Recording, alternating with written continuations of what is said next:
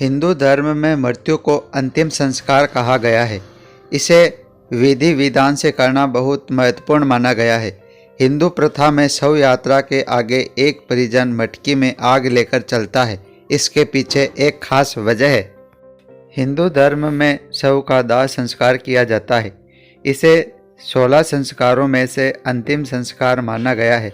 हिंदू परिवार में जब किसी की मृत्यु होती है तो मृतक को घर में रखने से लेकर उसका अंतिम संस्कार करने और उसके बाद के 13 दिनों तक कुछ खास रस्मों का पालन किया जाता है। मृत्यु से जुड़ी इन परंपराओं के पीछे धार्मिक, वैज्ञानिक और मनोवैज्ञानिक कारक भी होते हैं। इन परंपराओं में एक रस्म यह भी शामिल है कि जब घर से शमशान घाट के लिए शव यात्रा निकलती है तो शव के आगे मृतक का एक परिजन हाथ में मटकी लेकर चलता है और इसकी मिटकी में सुलगा हुआ एक कंडा या उलापा रखा रहता है। मटकी में आग लेकर क्यों चलता है परिजन? पतली रस्सी में बंधी मटकी और उससे निकलता हुआ धुआं आपने सभी हिंदू शव यात्राओं में देखा होगा।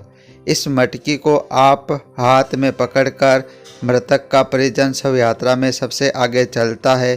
फिर शमशान घाट पहुंचकर उसी मटकी की अग्नि को घास पर रखकर सुलगाया जाता है और इसी से मृतक का दाह संस्कार किया जाता है। यानी कि घर से लाई गई इस अग्नि से ही मृतक का शरीर जलाया जाता है।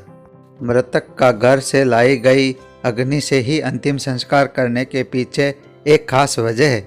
दरअसल पुराने समय में दुल्हा दुल्हन जिस अग्नि के फेरे लेते हैं उस अग्नि को घर में स्थापित कर लिया जाता था।